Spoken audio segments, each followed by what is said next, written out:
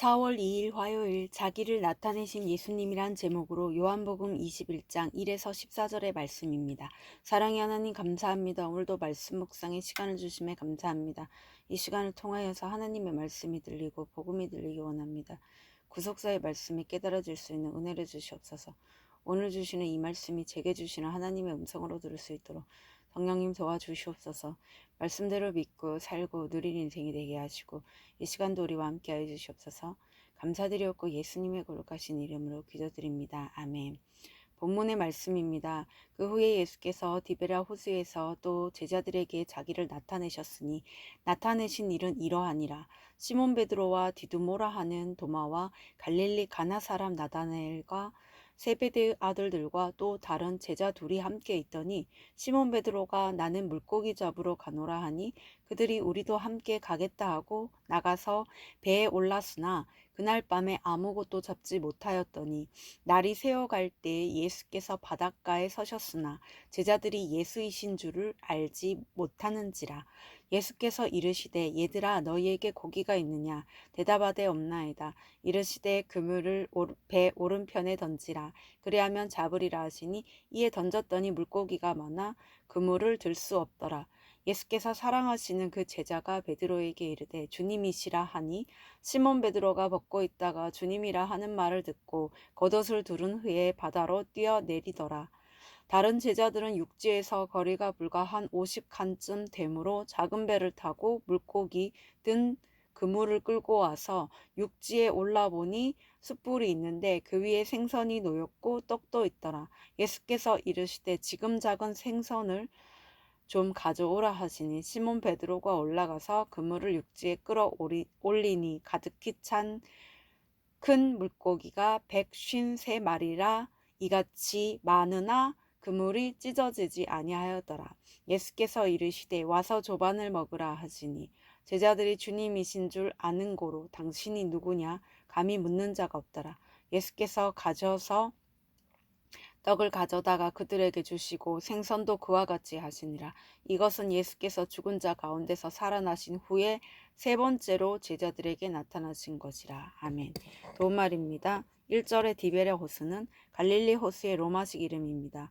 예수님이 오병이어로 5,000명을 먹이시고 가버나움으로 가시자 이곳에 많은 사람이 배를 타고 따라왔습니다.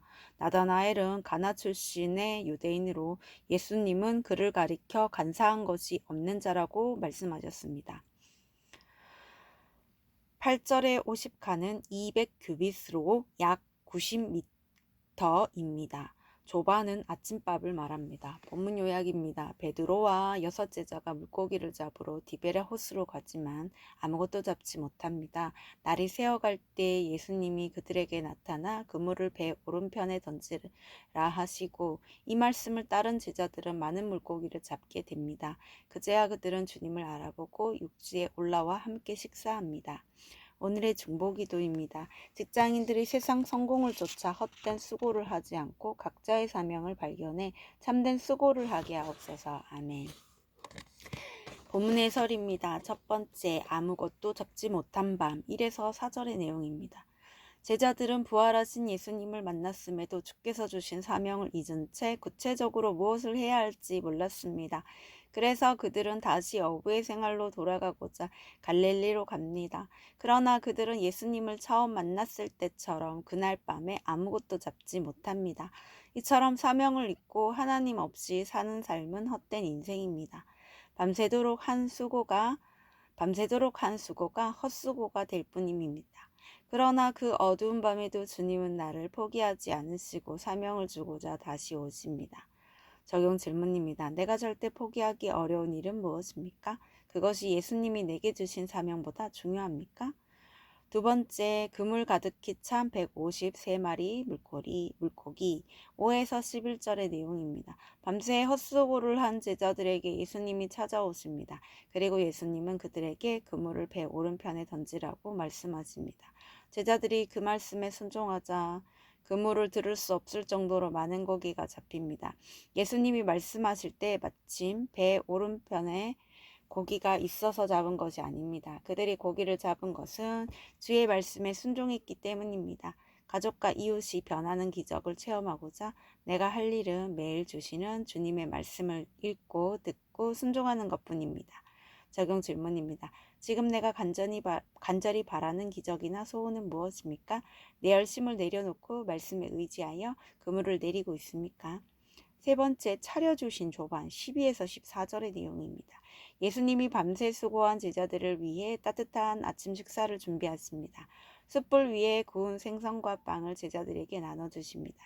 그물이 찢어질 정도로 큰 기적을 맛본 제자들은 이미 그분이 주님이신 것을 알았기에 당신이 누구냐고 감히 묻지 않습니다.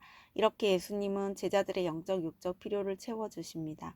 이처럼 우리의 연약함을 아시는 예수님은 우리를 따뜻하게 품어주십니다. 그러므로 성도는 날마다 주님 안에서 회복된 인생을 살아갈 수 있습니다. 적용 질문입니다. 나는 예수님의 초대에 기꺼이 응합니까? 주님이 아닌 다른 것으로 내 연약함을 채우려고 하지는 않습니까? 오늘 기도하기는 부활의 주님을 만났음에도 구체적으로 무엇을 해야 할지 몰라 방황하는 저를 불쌍히 여겨주옵소서. 이제는 내 힘으로 이루고자 열심을 내는 것이 헛된 수고일 뿐임을 알게 하옵소서. 매일 말씀으로 나를 찾아와 주시는 예수님을 기쁘게 맞이하며 주님이 주시는 위로를 잘 받게 하옵소서. 아멘. 묵상 간증입니다. 이혼하면 안 돼요란 제목으로 김미연님의 말씀 적용글입니다. 사역자와 결혼한 저는 결혼 후 크고 작은 일로 남편과 자주 싸웠습니다. 가부장적인 가정에서 자란 남편은 저에게 순종을 원했고 아버지의 세심한 배려와 보살핌 속에 자란 저는 다정함을 원했습니다. 저희 부부는 계속되는 싸움에 지쳐갔고 이 상황을 혹시 누군가 알게 될까봐 무서웠습니다. 그래서 저는 사람들 눈을 피해 밤에 아이들을 재우고 교회 기도실에 가서 기도할 뿐이었습니다.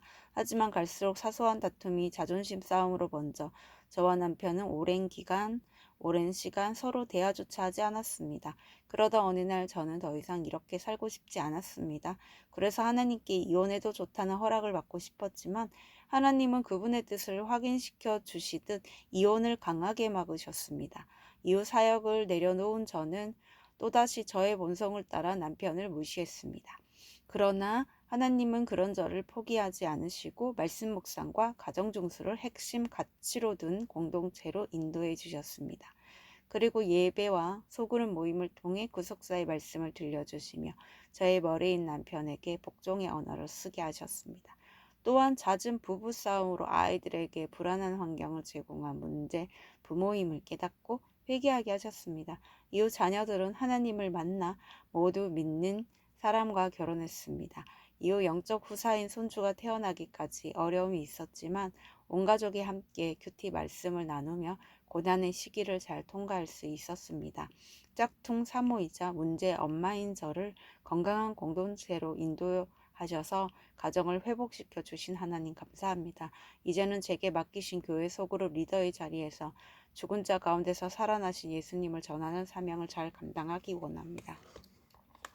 이분에 적용하기는 이혼을 생각하는 지체에게 저의 간증을 전하고 결혼을 지켜야 하는 11가지 이유를 선물하겠습니다.